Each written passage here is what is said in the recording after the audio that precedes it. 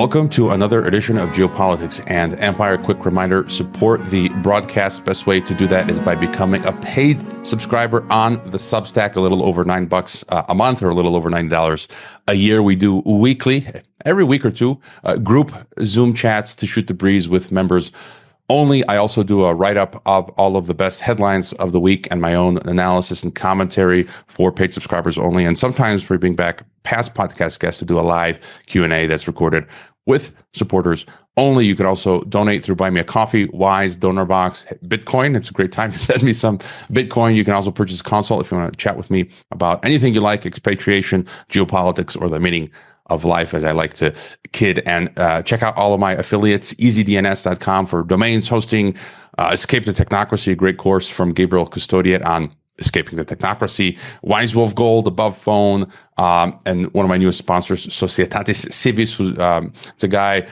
software developer who has a couple of apps that help you obtain naturalization citizenship if you are of heritage from Italy, Croatia, or Poland. And leave a podcast review, please, if you have not already, on Apple, Spotify, and wherever you listen to Geopolitics and Empire. Joining us for the first time is Alex Kriel of Thinking Coalition, which is pro-liberty, anti-totalitarianism, and he highlights and questions the overreach of anglosphere governments. Welcome to Geopolitics and Empire, Alex.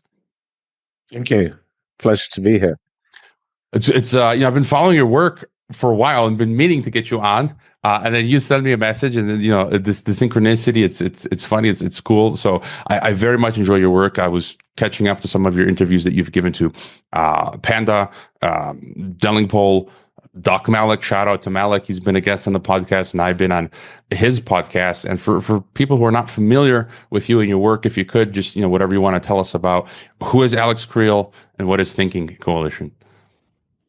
Yeah, I mean, it started in 2020 when I started looking at the figures for COVID from the Diamond Princess, which is the cruise ship that sort of docked in Japan.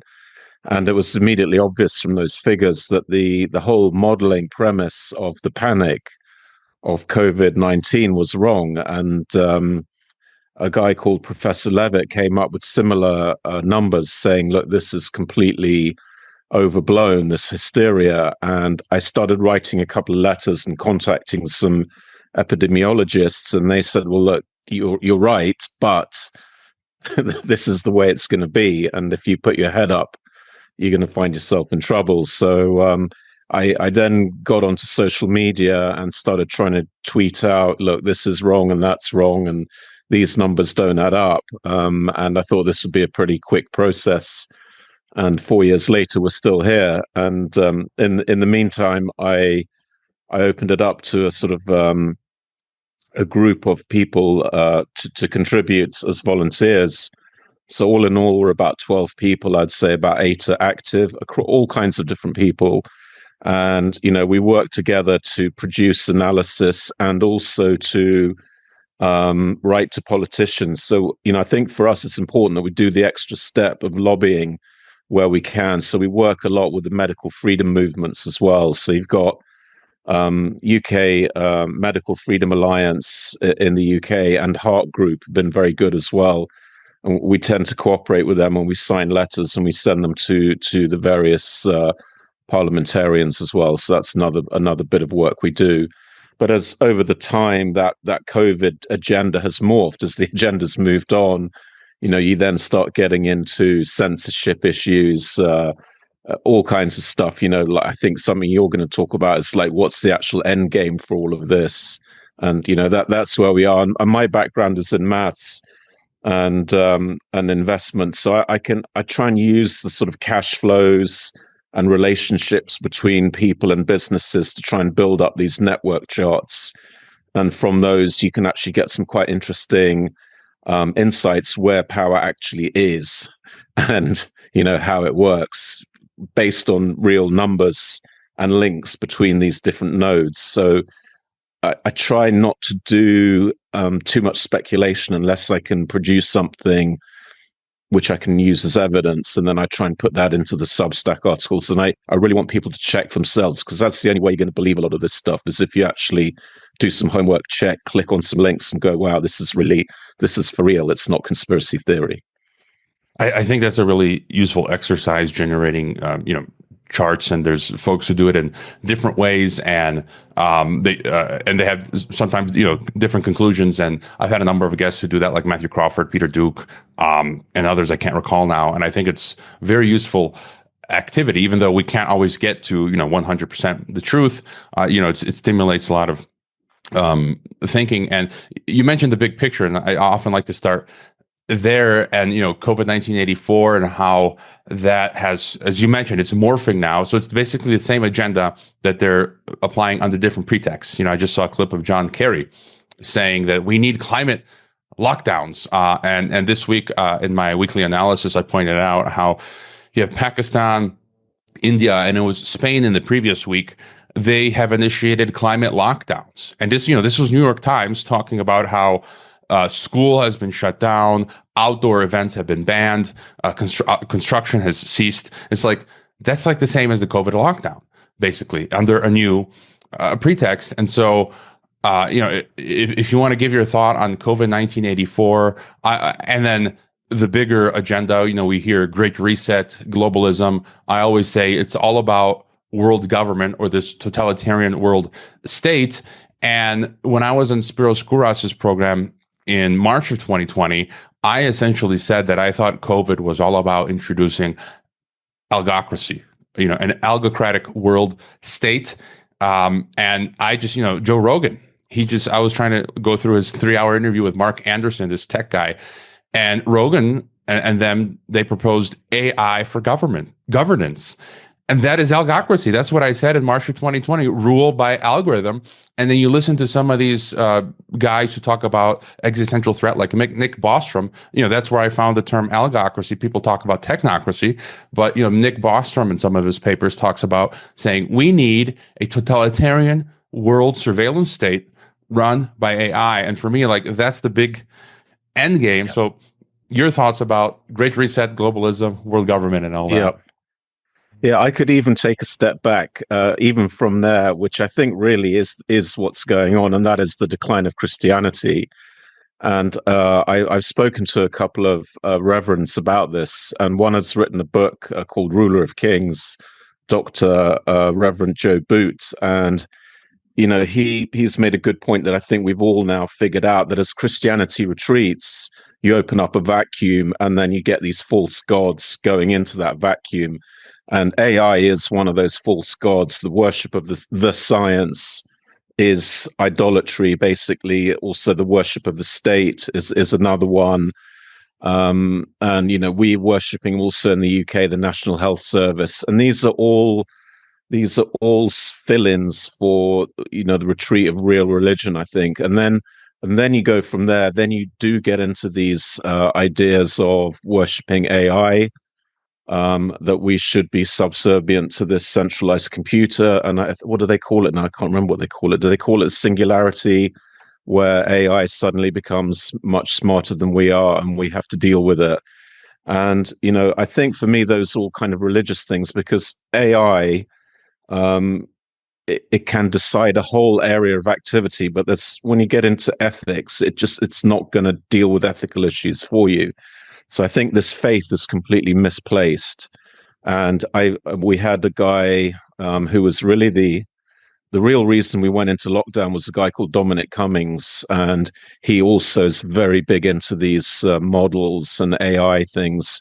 And he himself is a historian, so he has no idea about the limitations of those things, but it's just blind faith in that stuff. And you're right, that was where it was always heading. And I think if you want to look for a model of what they want, it's this famous or infamous Microsoft patent that ends 060606. I'm sure you've heard of it, where you have a central server, and everyone can look this up. By the way, it's an official document, and everyone is hooked up to that central server through wearables or implants, and that central server essentially assigns tasks to people, and it monitors those people to decide whether they've performed their tasks or not.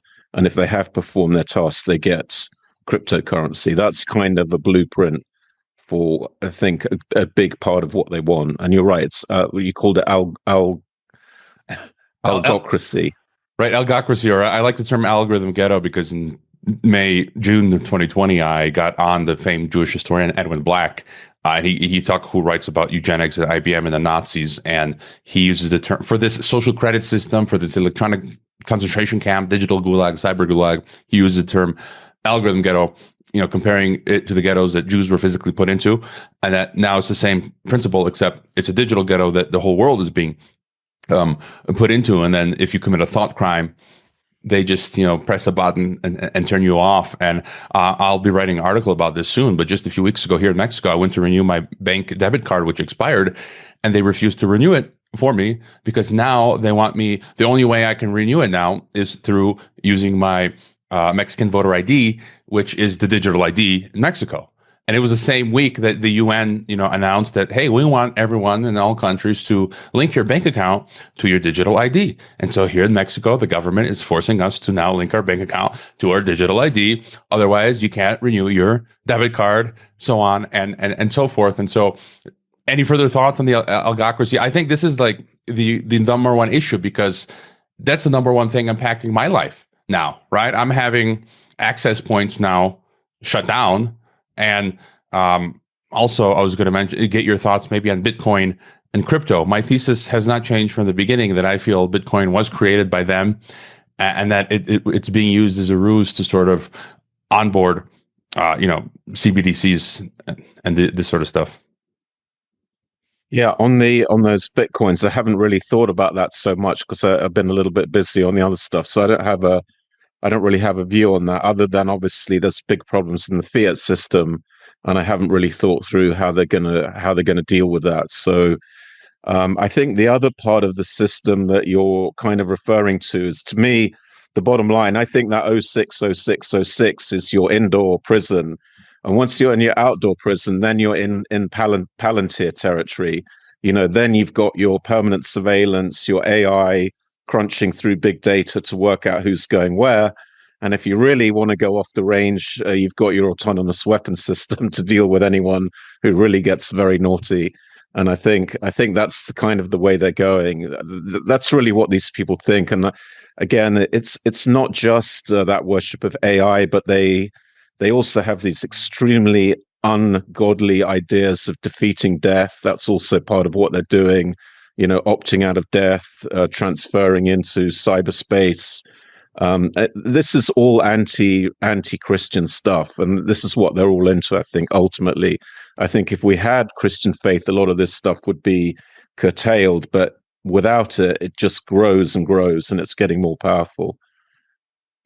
There's, I've often thought myself that I'd be perfectly happy living in the analog world. I've lived in a yurt in the Mongolian Gobi Desert. I think about the time I've spent in, my grandparents' village in rural Croatia. Like, I'd be happy living totally in the analog world, right? If I had my financials, if I didn't have to, need the digital world to make money, which more increasingly is the case that they're trying to force us into. But I think still you can go Amish and live in analog world. It takes a bit more of work. And there's this great X channel, Zarathustra, which I find very useful, where they constantly post clips and speeches from these Silicon Valley transhumanists. And there was a guy, Tim Urban, who recently gave a talk, and he's saying that in building AI, we are building a god, which is incredible. And he says it's not clear yet whether it's an angel or demon. And just this sort of talk, confirming what you're saying, that, this is complete insanity. And, they're creating a god. They've rejected the God of this, of creation, the one true God. And now they're building their own God. And maybe to turn to geopolitics. Now, you've got some interesting views on geopolitics. There's all this talk of World War III now, the whole Russia, US, Ukraine situation. Then you've got Israel, Iran, Gaza, Palestine, and then, Taiwan is waiting for the third, what do you call it? The third act, Taiwan, South China Sea, and China. I see them all connected, but, there's this East versus West conflict. There's BRICS, multipolarity. I've had guests on with different perspectives, where we see Putin sort of flirting, with COVID. Russia implemented some of the QR, all countries implemented to different degrees, the whole QR codes, vaccine mandates, and that sort of stuff. What's your sort of assessment on global geopolitics? Yeah, I'm sort of reasonably competent to talk about Russia because I speak the language. I lived there a very long time and have family connections there as well. So I listened to all of Putin's speeches in Russian, and I've been following it reasonably closely. And I'm convinced that Russia and the West have really broken off. It's not like a stage show that's somewhere at a higher level still that they're all in agreement on something. I'm very much convinced this was a hard break. And I wrote a Substack recently about something I found years ago that no one ever has really commented on or written up in a proper way. And that is basically in 2002, in the Russia's richest guy, a guy called Mikhail Hodorkovsky, was expected to become the president of Russia. And then he formed in 2002 a foundation which included Henry Kissinger and Lord Rothschild. And I've put the paper trail in my Substack piece so you can see it, because those guys almost never are on paper, involved in enterprises or foundations or anything. So that to me was like a big issue to see that is a real document. You can still check it if you want through UK Companies House. And the sort of short version of that story is he formed that in 2000. That happened in September 2002. 2003, Hodorkovsky openly contradicted Putin in a very big meeting of oligarchs, which is absolutely unheard of. And my read is he could only have done that if he thought his power base back there from the globalists and from Washington was sufficiently powerful to give him the confidence to contradict openly Putin, which, I mean, it's just never done. And then, what happens later by October 2003, he's arrested, dawn raid on his plane. And to me, I think that was an important breakpoint with the West, where I think, Putin decided, okay, we're not going down this route. We're going to have Russian assets owned in Russia, and we're not going to have a network of NGOs owned by oligarchs pushing whatever agenda they want to push. And I think that was the break point, or is an important step in that break. And I don't think that story has really ever been told properly, which is why I finally said, okay, I'm going to write the Substack about this. And I put the links in there and people can decide for themselves. Yeah, months ago, I saw the clip of Hodorkovsky basically admitting that he was a front for the Rothschilds. He literally said it in an interview that he was basically a front for doing the work and activities of the Rothschilds. And it does make sense what you say. People often reference, Putin. One thing in diplomacy, you kind of have to meet with the whole world. So you see Putin meeting with Schwab, and again, I'm still on the fence with what's going on. But he meets with Kissinger, Schwab, but that is de facto sort of. I studied at the Geneva School of Diplomacy. That's one thing you have to do. You meet with people often that you don't like, and there's these big connections and networks. So that's one thing. People often talk about Putin being a World Economic Forum WEF young global leader. I have never found an actual source for that. There may have been Schwab may have mentioned it. So I hadn't found a source on that. And maybe at some point he was. I think we also have to give people certain agency. You can talk about John F. Kennedy for all of it. He's got many faults, but he seemed on some points to kick against the pricks and paid for it with his life. Any thought on Putin and that whole young global leader deal? I mean, he could well have been in it. And he met Kissinger in 2001, and he was anointed. He wasn't really elected when he came to power. So somebody somewhere in the back room has had the conversations that, hey, this guy is the new president. That he was the anointed candidate. So that was all backroom dealings. So I'm sure, lots of people would be involved in that. But I really do think he broke with them in 2003. And the important thing now is, I think the people that say it's all one, that they're so discounting the reality of this war that it really is all out. They've completely broken the trading system. So, I mean, the most mind-boggling reorientation of trade in human history, probably Russian Western trade has all gone east. It's staggering. Billions of dollars of goods per month has flipped. And the big thing is people lost capital on both sides. And one thing I guess we can agree on with the globalists is it's all about money and power. You never blow up money, you just don't do it. And billions have been written off on both sides of this conflict as well. The loss of the Western companies' assets in Russia, all kinds of oligarchs having stuff frozen all over the place. That shows you it's serious because a lot of capital's been destroyed in the process. So I think it's absolutely, and that's before we start talking about weapons and death threats and everything else. This is for real as far as I can see. I can't imagine there's any kind of clever play where they sort of meet at the end and say, okay, that show's over. I just don't see it that way at all. Yeah, and I've spent 3 years living in the former Soviet Union in Kazakhstan, and I've been to Russia. I think it was 2017.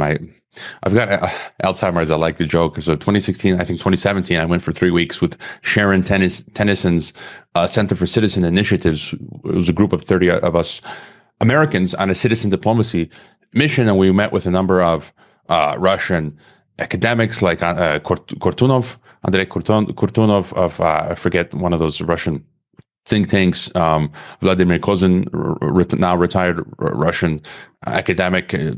My interview with him is in the archive. And I picked up this Putin mug in St. Petersburg from a stall as I was walking around the city. I'm still in contact with the guy who sold it to me. He's probably listening now. He's very well aware of all this stuff that we're talking about. And we met with Gorbachev.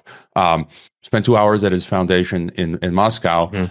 And now, I know he's a globalist. We all know he's a globalist. He founded the Green Cross NGO, whose purpose is world government through the green agenda. And I think a lot of people in Russia, he's considered a persona non grata, that he basically sold out Russia. And you could sense that. Like, you could sense when we were there with him that you had this feeling that he was sort of ostracized, that nobody liked him. Putin didn't really have much interaction with Gorby, and Russians view him sort of as a traitor and basically a CIA asset, wittingly or unwittingly, that screwed up Russia in the 90s. And so again, that sort of gives me just more evidence to what you're saying, that just the fact that Gorby was written off.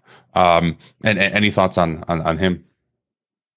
Yeah, I mean, he is seen. I don't think it's fair, to be honest, but he is seen as a traitor inside Russia. But I think also the other thing for me is maybe more relevant is, if you do want this one world government, you can see what they're doing in the West, right? The way they're destroying basic institutions like the family, your sort of mindset, your belief in the nation state, religion, of course. And if you look at Russia, what they're doing the exact opposite. So are they really preparing the way for one world government when they're providing enormous incentives to have children?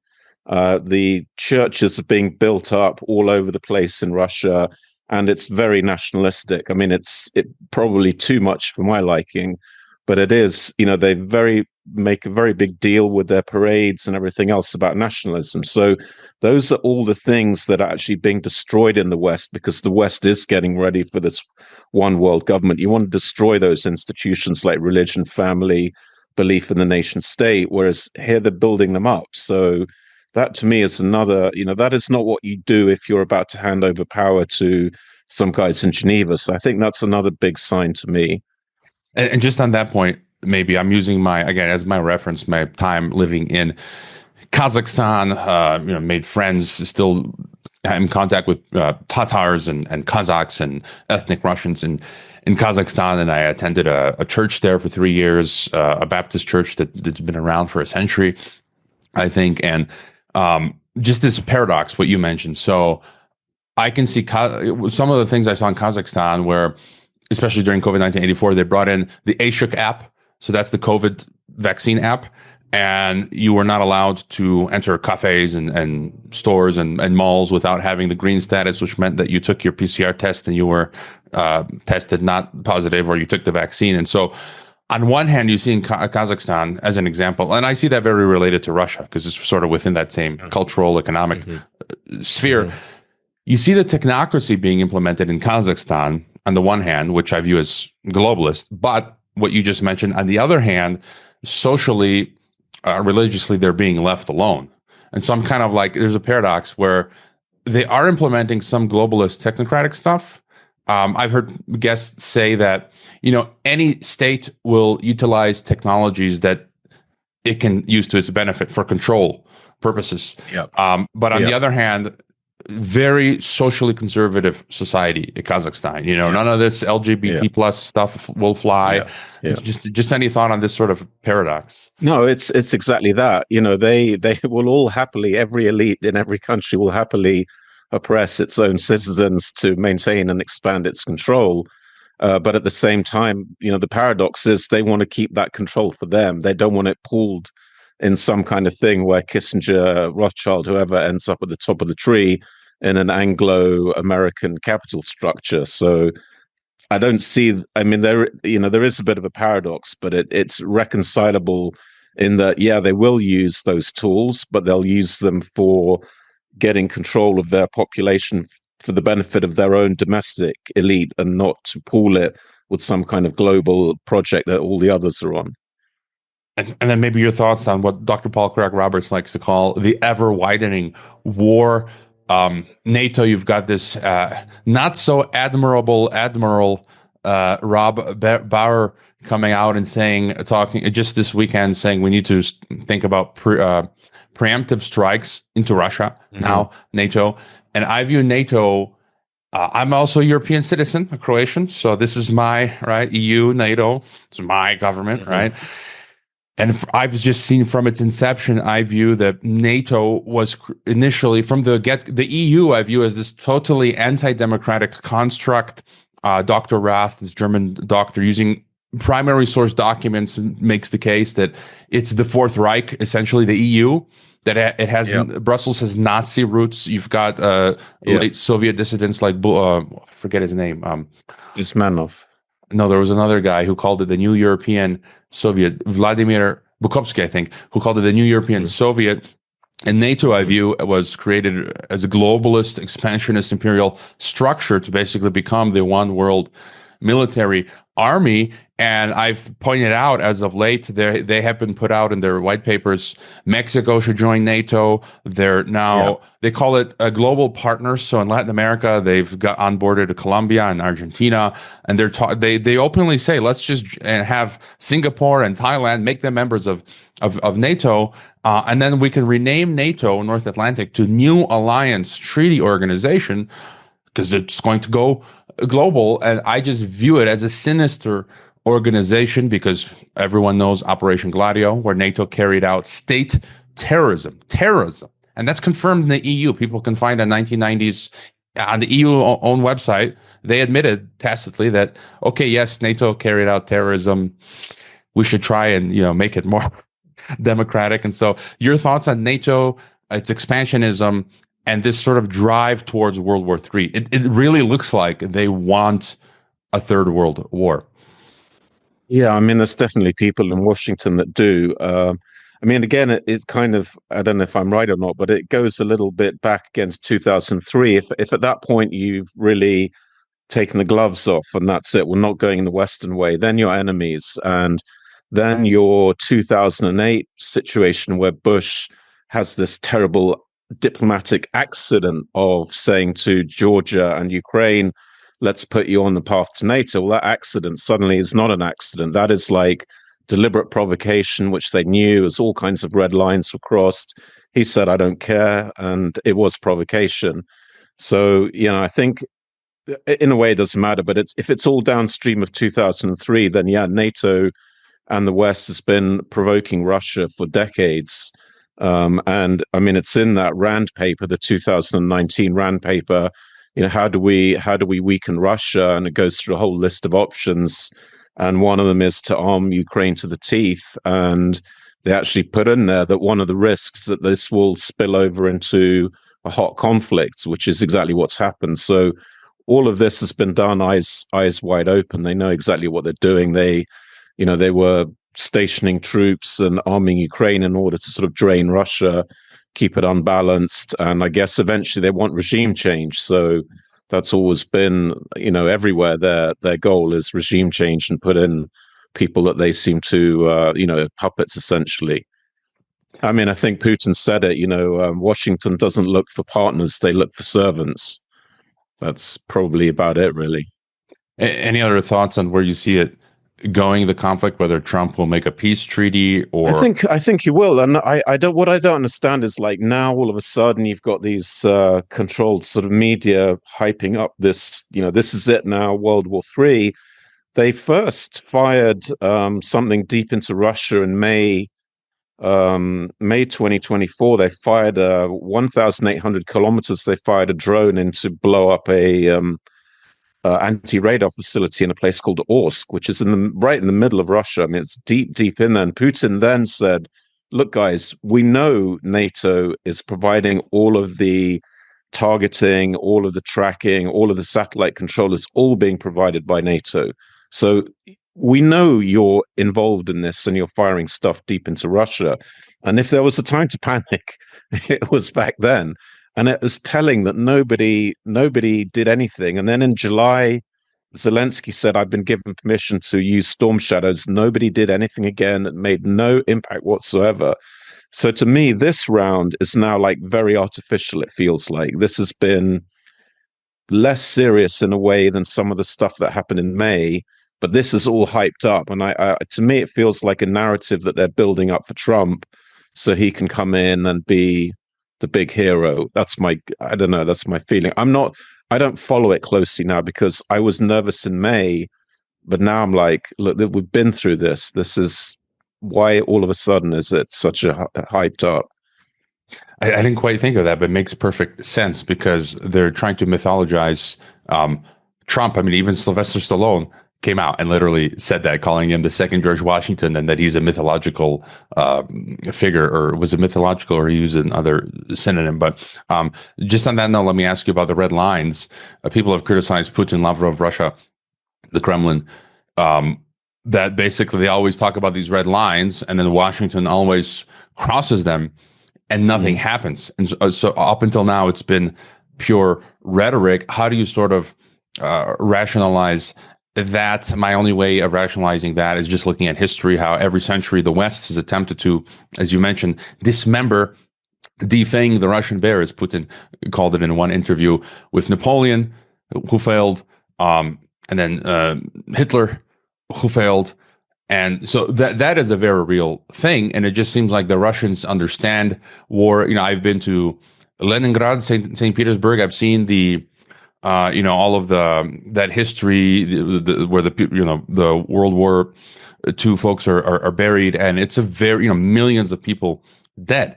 And so this is like the Russians understand deeply genetically this sort of stuff. And us as Slavs, I'm a Slav, so even in Croatia, my grandfather was a prisoner of the Croatian Nazis. My great grandfather died as a result of World War I. My uncle fought in the Yugoslav war, and so we genetically sort of understand this evil versus other cultures who have not historically come so close to it. And so my only explanation why they allow the red lines to be crossed, because they know when the fun starts, it's like that's it. There's no coming back. I mean, your thoughts? Well, I've listened to a lot of Putin's speeches, and I haven't heard him be actually that like red line. I mean, they lowered the nuclear threshold a while ago, and they made the wording a bit more sort of watery now. So any kind of territorial integrity threat, and I think they could already say that that's been passed now. If you're firing rockets into the territory, you're threatening territorial integrity. But I haven't actually found him to be a saber rattler. In fact, people on the West are much more saber rattlers than he is. And I mean, he knows he doesn't want to get to tangle up with NATO, because then all of a sudden the numbers don't look good. I mean, then you're immediately like he then has to tie up with China, or else Russia's got a big problem. So he does not want to go to war with NATO. So I think he's been, more careful. I haven't seen him say, "Look, if you do this, that's it. We're going for it." It's been 1 inch at a time with him because he doesn't want to cross that line. So I think he's been more careful. Any thoughts on BRICS and this talk of multipolarity and what that sort of portends? Yeah, I think again, if I'm right about the 2003 and Russia really has broken off, then it has to have BRICS, and in a way, you can never really untangle cause and effect and all this stuff, because the effect of all of this has been to get that BRICS moving pretty quickly now. I was saying to you, the trade flows, the amount of oil going to India now is insane from Russia. And India now, on some months, is the number one supplier of oil products to Europe, which is completely nuts. So Russia and India now are joined at the hip on that trade. So, and if that hadn't worked through BRICS, Russia would be in big trouble now. So that relationship, somehow has worked very well. And the same, obviously, with China. China's had to substitute all of those Western manufacturing machines, cars, all trucks, everything, and now is coming from China. So you've made that BRICS into a real trading bloc now. And again, it's hard to sort the cause and effect out, but really Washington, probably more than anyone, with the sanctions, helped BRICS become an economic reality. BRICS might also help some of us Western dissidents, as I get debanked from my own European and American governments. I've still got an account in Kazakhstan, and you've got these different Russian fintech apps that I might have to make use of just to survive here in the West, or who knows, maybe eventually move to a BRICS country. You mentioned Trump earlier, and I'm not convinced by the Trump whole thing. I think he was put in by the deep state, or with its blessing, and his role now is to implement technocracy. And in my latest write-up for paid subscribers only, I did a section on America and technocracy, and you can see the writing on the wall. You had Ramaswamy and Musk write an op-ed in the Wall Street Journal where they discussed, it was interesting, they write, "We're assisting the Trump transition team to identify, hire a lean team of small government crusaders, including some of the sharpest technical and legal minds in America. Doge will work with legal experts." Experts is the key term when it comes to technocracy. "Embedded in government agencies, aided by advanced technology." You also had, I cited you as well. You tweeted, "Trump will run a liberty-crushing technocracy." You talk about Palantir. And then you had Fareed Zakaria, who's a member of the Bilderberg steering committee, lauding Doge. He said that one of Trump's recent announcements, the one that intrigues me, even excites me the most, is the establishment of Doge. So that's telling. And then finally, Parag Khanna. For people who don't know Parag Khanna, he wrote a book called Technocracy in America. He's a globalist intellectual. He actually follows me on X. I've asked him for an interview. He's never responded. But he tweeted out, he said, "Technocracy in America was published just after Trump's first election win, featuring a proposed reorganization of the federal government. Let's see if Musk and Trump can achieve this lean and legitimate model of direct technocracy."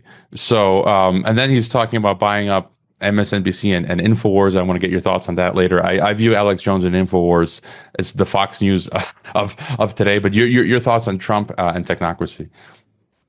Yeah, I think it's great that you also see it as a route to technocracy, because I absolutely see the same thing, and not many people do, which is a bit worrying. But my thing was the almost immediate 50% increase in Palantir when Trump got in.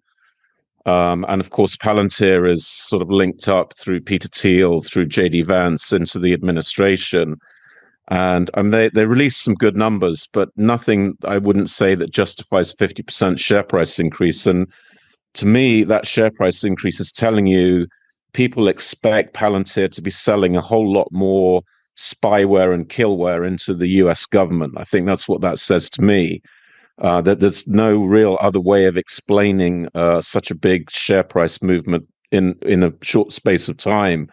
And I think that to me is important, given all the other things about technocracy. So, yeah, I mean, Musk is big into it, of course, through all the different ventures that we spoke about. I also thought that, well, of course, Peter Thiel is big into it, and yeah, that was my take. That this is what this is going to be all about. Really, it is going to be technocracy. Yeah, I mean, I mentioned Fareed Zakaria lauding it, who's Bilderberg steering committee, Peter Thiel, who's Bilderberg, Alex Karp, I think CEO of Palantir, who's Bilderberg, and then Trump is onboarding Scientologists into his administration, Soros fund managers, and then the Howard guy, who's big on, was it Tether stable coins and crypto. So I see something going on here where I think they're pushing Bitcoin. I don't trust any of this. I think they're, by pushing Bitcoin and the related stable coins, they're basically trying to bring in through the back door Trojan Horse style CBDCs. And then we know very well Canada, how they operated during COVID 1994, freezing bank accounts, all that sort of jazz.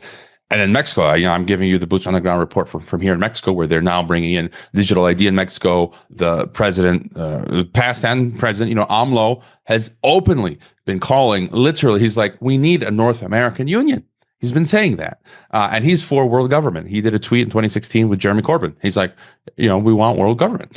And so the current president is talking about Agenda 2030, all this sort of stuff. And so the Technate, that's what it's called for North America, is the Technate. They want to install, North American Union. I've used a synonym for the Technate, and that's what they're attempting to achieve. You've got the World Cup in 2 years, 2026, that will be, I think, for the first time featured in 3 countries, Canada, USA, and Mexico. So there's that cultural attempt at getting the 3 demographies thinking of in a North American way, not just in one country. And so, any further thoughts on where you see the Trump administration headed, or technocracy, or even you've mentioned you do a lot of great charts, these Gephi network charts. Yeah. I mean, I think the other thing about it is that department doesn't seem to exist. I did a Substack about this. It looks also, I mean, I think they want to implement technocracy, but I think the whole Doge thing has been a psyop. And if you look at the amount of fake traffic that's being used to push all these images of Musk in shades and holding chainsaws and machine guns, there's an enormous psyop going on through Twitter to build this Musk image. It's just phenomenal how much fake traffic is going into that. So I think part of that is so that people can be slightly comatose. I think a lot of the MAGA crowd have seen the Israel first foreign policy. They've seen all the MRA pushes going into important positions. So to keep them, to throw them some kind of bone, you've got this DOGE, and there's not much real about it. But there is the intention to have technocracy at the end. And as I said, I think Palantir to me is the big tell that people are expecting this stuff to really get rolled out. Yeah, and we also have these people. We have Dominic Cummings, same thing, like all this parliament, all this cabinet stuff. It's really a nuisance. Let's get DeepMind in here and a handful of experts, and that's it, basically. And that is the way, right, COVID was run, right? It was all sitting around models, especially in the UK. The model says this, that means 55 million people get locked up. Oh, the model says that, you can go out for a couple of weeks. Oh, the model is telling us go back in, you're locked up again. That's the way they work, these guys. It's a black box model, handful of experts, and that's the diktat that then comes out. And climate's the same. It's even worse even. We have, I don't think you have them anywhere in North America yet, but you got these carbon budgets in the UK where, again, a group of experts, the Climate Change Committee, gives you it's about 200 pages of appendices, every single area of activity, what it's going to do until 2050, pure technocracy.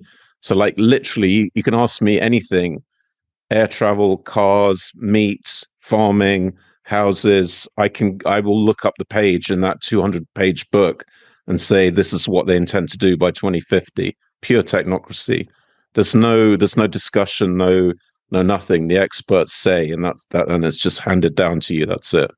I mean, we've already got in our Mexican banking apps carbon footprint trackers. Mhm. So they're just for informational purposes at the moment. But I wanted to ask you about that. UK, it seems that, Ingsoc and Airstrip 1, I mean, it's literally like all these science fiction books, like they told us that they planned this. It's like literally 1984 being implemented. Thought crime is now being legislated.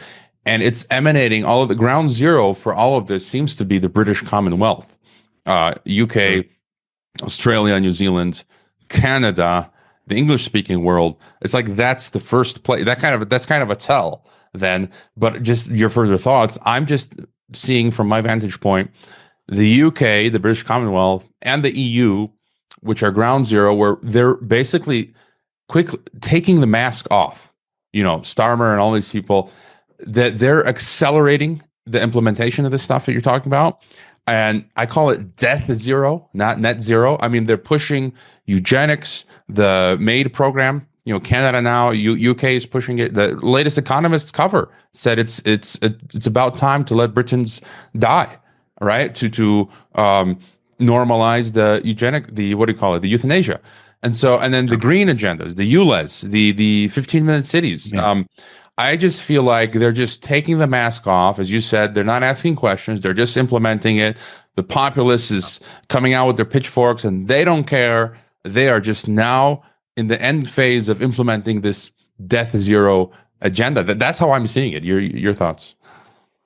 Yeah, I mean, I interviewed this guy, Dr. Reverend Boot, who called it a death cult. And we talked about the AI being a false god, but Gaia is also another false god in this whole process. The Green Movement is another basically neo-pagan movement. It's the worship of Gaia. One of the important guys in it in the UK, Goldsmith, actually, I've seen him on video saying, why would I waste my time with God when I've got Mother Nature? And, he's pretty well expressly telling you he worships nature. He's a Gaia worshipper. So again, it's an inversion of the Bible, which is, the world will provide for man.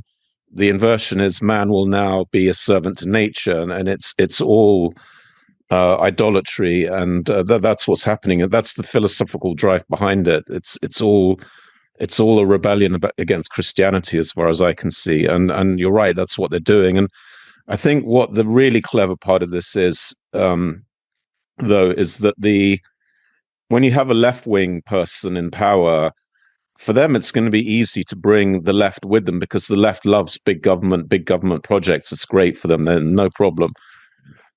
But the right will react badly. So that's why they need these like Boris Johnson, Trump figures, because they can sucker in the more of the MAGA crowd than the left-wing person could. So I think that's Trump's job, is to sucker in. I mean, he suckered in people into the vaccine, and he'll sucker people in now into this Doge, which will turn into essentially AI management by AI. But he'll sucker in people through all this brainwashing on Doge, how great Musk is. People will buy it because their defenses are down. I think that's the big play going on at the moment, it looks like. Yeah, and I loved your tweet, which I just shared. You just had on your Thinking Coalition, Bob Moran, the famed cartoonist. Shout out to Bob. He's been a guest on the podcast. And you wrote, really enjoyed our chat with Bob.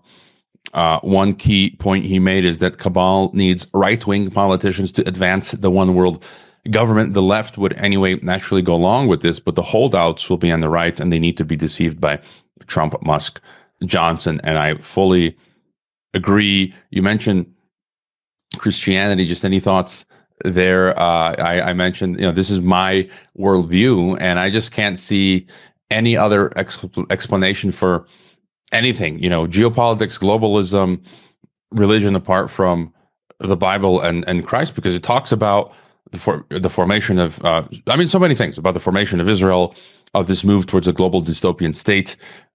Just so many things for me. I haven't found any other good explanation. And a lot of listeners will say, oh, that this group of Jews are following the prophecy as a plan.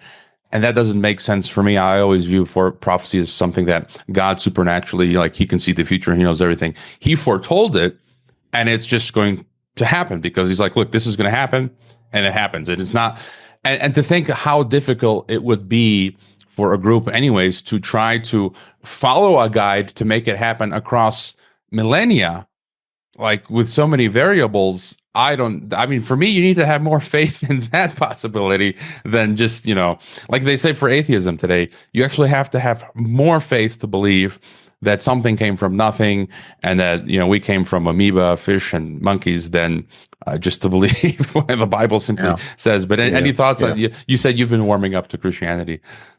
Yeah, I personally have, but I'm sure you've read it, the Fate of Empires, the Sir John Glubb paper.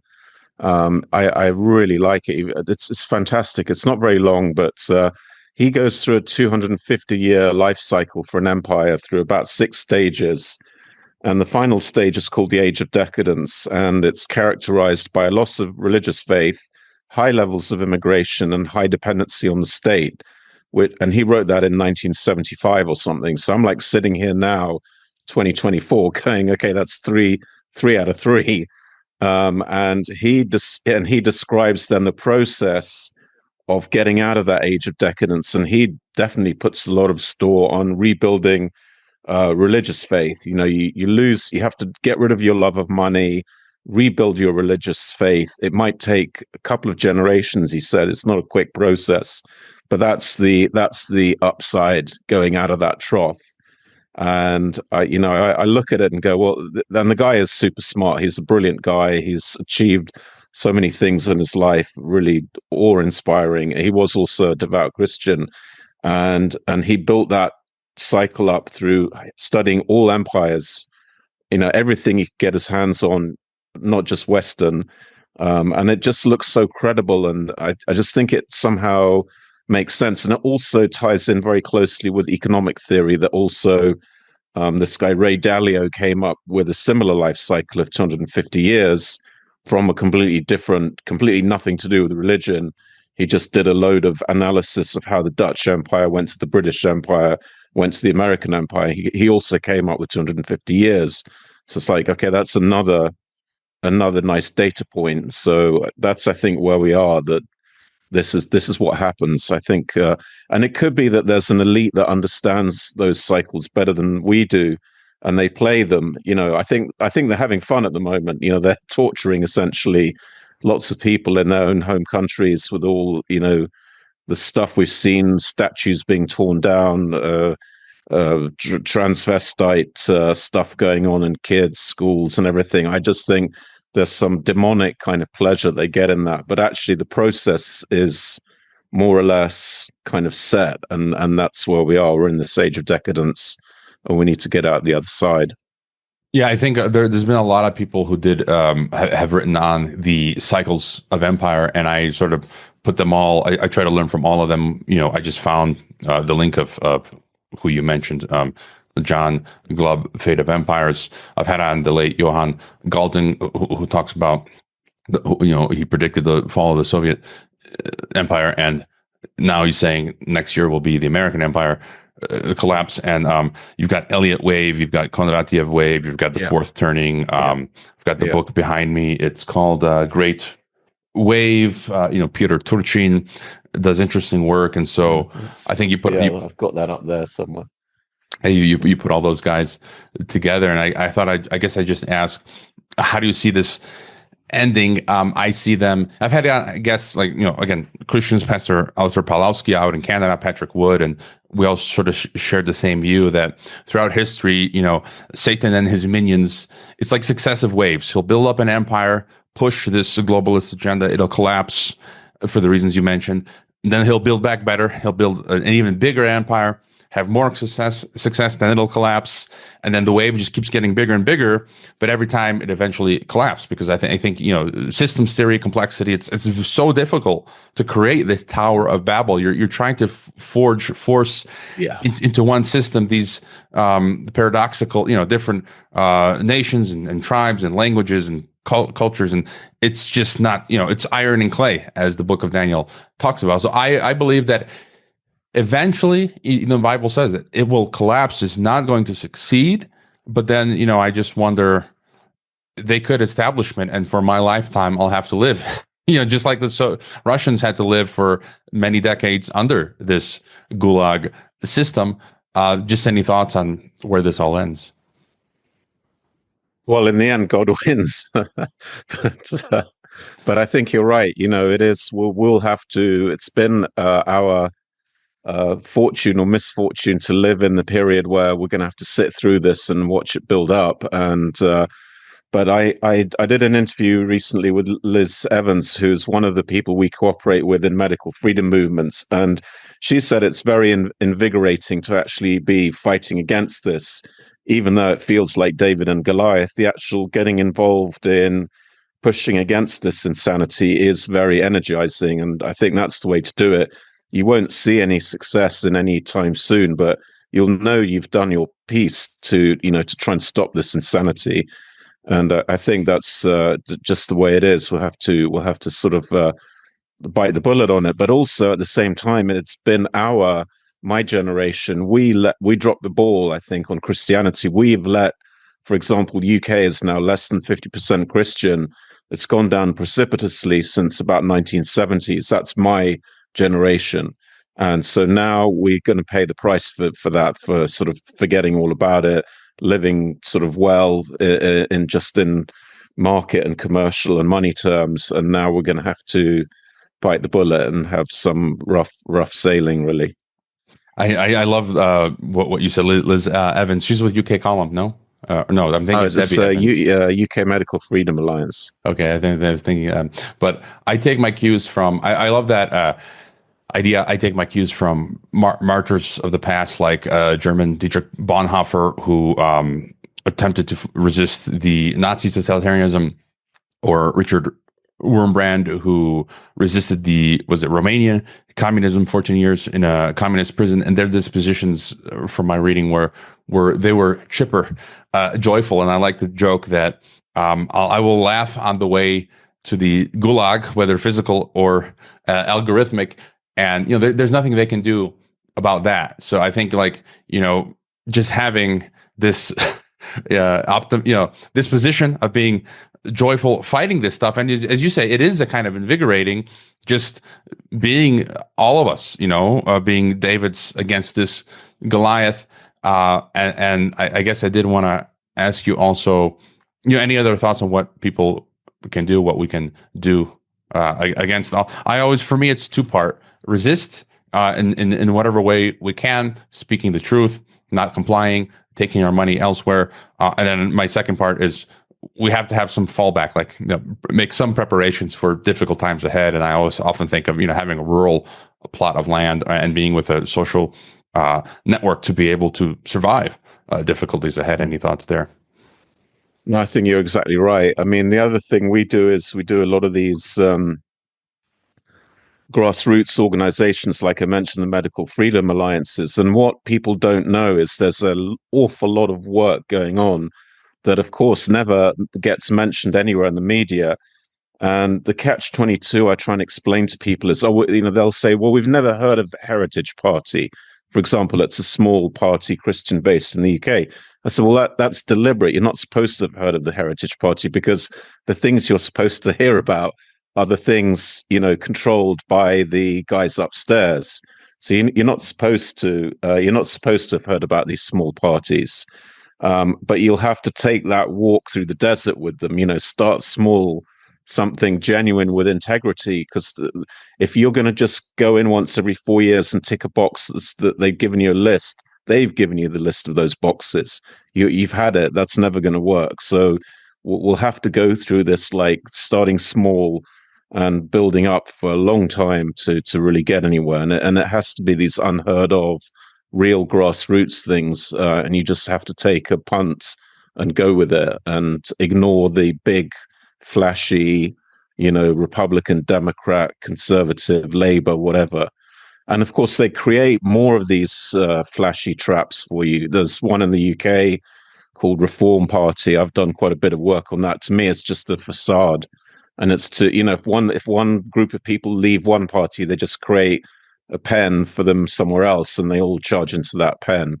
And you have to avoid those traps and really go with the real grassroots organizations. Yeah, it's becoming more and more evident, and for those of us that are discerning, we can spot it from a mile away. And that's sort of one of my other questions. I want to get your thoughts on independent alternative media. I'm seeing the same strategy being played in alternative media, where we had legacy media. I think they knew it was going to die, and that people would flock to alternative media, which would grow. And I mean, we can't think that they weren't planning something there. And we're seeing a lot of people. I've listened to most of the people that people are aware of in alternative media. I've grew up listening to a lot of them, but now I'm seeing, people calls it mainstream alternative media, new narrative network, and I just feel like Alex Jones today is Fox News, and then you've got this again studying the networks, kind of what you do. You've got Tucker Carlson, Andrew Tate, Jones, Musk, and then it seems like they're pushing deep state talking points now. Technocracy. Your thoughts there? Yeah, there's a lady called Miri who I do some work with. She has this fantastic phrase: "If you know the name, they're in the game," and that kind of encapsulates perfectly what it is. Only people who are allowed to be, the approved people are very successful on social media. That's like a big tell that these guys are performing a role of some sort. That's with, if you're getting into the sort of million plus followership, 99 times out of 100, they're performing a role. And I mean, for example, Alex Jones is 24/7. The world ends every day with him. So that is just keeping people in a very bad mental state. I think it's technically called amygdala hijack. So you're in a terrible mental state, and you're locked in that network of X, and that's where they want you. Basically, you're in enemy territory, and you're not thinking, and you're not doing anything useful outside in the real world. So I'm sure that's part of what he's doing. And what you see on X is they will essentially match a talking head on the right with a talking head on the left, and they will just, for example, just one obvious example, in the UK, there was a very bad incident in Manchester Airport where there was two pieces to it. One was a video of a policeman stamping on an Asian guy's head in an airport. So that was released as a video clip. And of course, that infuriated the whole Asian community. Then a couple of days later, they released the pre-story to that, which was the Asian guy hitting a police lady and breaking a nose. And that, of course, infuriated all the sort of white law and order folk. But you see that everything's cut in half, and that happens with every single incident. And a talking head on each side will then agitate his own follower base, and those follower bases will fight amongst themselves. That's what it is. The whole of that social media now is a divide and conquer operation, basically. I was listening to one of the interviews you gave, and I think this was an important point that you brought up. You talk about Tommy Robinson. I mean, it's becoming clear to see that these are globalist agitators, like Tommy Robinson's and others. And you mentioned a string of folks that are now leaders in alt media, Russell Brand and others, where all of them, when it mattered, 2020, COVID 1984, they were pushing the official narrative, get the injection, blah, blah, blah. Or they disappeared. The best they did was disappear. They certainly never opposed anything. Or, I think Nigel Farage, you mentioned, shockingly, he's been debating. He pushed with Tony Blair, get Tony Blair in here. And that's guaranteed vaccine passports. Yeah. I remember that clip now. And, he said some good things, but the point you made, that how is it that now all of the alternative media thought leaders are literally all of these people who flipped, And what about the people who were right from the beginning? None of them are part of this crowd. You never hear about them, and that's a huge tell. Why is That's it a that, huge tell. right? That is a huge tell. Well, they want people who are popular. I mean, they want people who are control, who will easily flip, who will do what they're told, will see which way the wind's blowing, who will be incentivized by huge amounts of money from social media to go with whatever narrative they need to go with at the right time. I think someone told me a truth test. I can't remember, but it's, one of the third tests is saying what you need to say at the right time. There's no point in telling the truth 2 years down the road. It's completely irrelevant. But that's what all these guys did. And people put up with it. That's, to me, the big mystery. And as you said, the people who were right all along, they're nowhere. They're absolutely still invisible to this day. And that is a tragedy, really. Yeah, I mean that's fascinating, and just I can it's once you learn about this, it's really easy to spot from a mile away these shenanigans. I've lately, the past year and past couple months, there have been these. I've seen a new form of this where, and you've analyzed bots and Twitter X stuff, that there are these anonymous.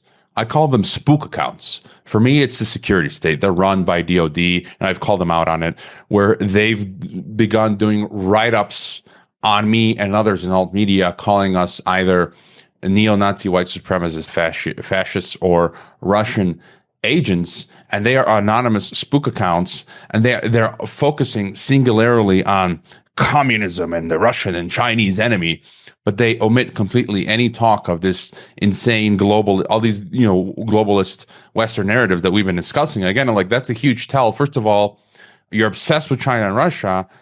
You're completely ignoring the insane, sinister evil of this globalism in the West, death zero and everything, technocracy, and then you're calling me a Russian agent. I'm like, you're security state. Come on. They're getting ingrained with some of these other networks and podcasts in alt media, some of which I've interviewed and met, and it's really like it's easy to spot from a mile away. Just any thought on that, and any other further thoughts? Anything? No, but I think you have to get quite deep into the woods to spot this stuff easily. A lot of people I'll talk to just get very angry when I say, look, but if you look at what this guy actually said and did, he's not on our side. It's so blatantly. I mean, like Musk pushed the mRNA vaccine. In April 2021, he said the first shot of mRNA is a no-brainer. And you're telling me this is a genius now, right? That he's such a genius that he couldn't work out it was not only was it not a no-brainer, but you shouldn't take it. So none of this makes sense, guys. Just go back and scroll and see what these people said. But people just don't do that. I mean, we could do that because we've got the time to do it, but others will just buy, the new narrative that was invented yesterday, and then they get angry when you point out, well, actually, this is what the guy actually said at the time. So, yeah, I get quite a lot of angry messages and stuff. I'm going to do something on Nigel Farage next week, probably, which is also going to get me a whole wave of hate. But, this is what happened, That's what you've got to go on. Don't go by the image. How can you guys buy the image and ignore the reality? People need their hopium, their copium. Yeah. That's the problem. Yeah. And reality pills. It's just sorry. That's this. When the Bible says the prince of the power of the air, he's got. He offered Jesus the nations of the world. That implies that he controls the terrain, the political space for now. And so in that sense, there are no heroes, heroes. All right. Well, Alex, any other thought or final thought for us? No, I think that's about it. I definitely sign up to the Substack. That's this Thinking Coalition. The last 2 or 3 pieces I've done, and I've done a big one on money, which we didn't really get to today, money in Washington. Money, of course, runs that system. And if you start adding up lobbying plus campaign financing plus NGOs, that is a wall of money that drives really politics. And that's in one of the Substacks, but also the things we spoke about today are in those Substacks. So I think they're pretty good. And I've tried to put the sources in, and it's quite a lot of it's sort of research based, if you know what I mean. in with numbers. I'm sort of into the numbers side of it. So I'm not asking people to believe this. I'm saying, look, this is what the numbers are. Here's the link. Have a look. So yeah, the Substack is getting better. I think it's pretty good, to be honest, but it's getting better still. So that people should sign up to it. Yeah, I saw that. And there's a Rumble channel. I saw the presentation, very much enjoyed it. All of the links are in the description. Your X, your Substack, your Rumble. You're still on Patreon. I'm not. So you've slipped through the cracks of the Algocracy for now. And so, again, people need to subscribe. At least one free thing people can do is just simply follow Alex on X and Substack and Rumble. And if you like his work, become a paid subscriber. Also, become a paid subscriber to Geopolitics and Empire, so we can all, continue doing this work. And so, again, thank you, Alex, Thinking Coalition, and thanks for being on Geopolitics and Empire. And see you in the algorithm ghetto, I suppose. Yeah, it's been my absolute pleasure. Thank you very much.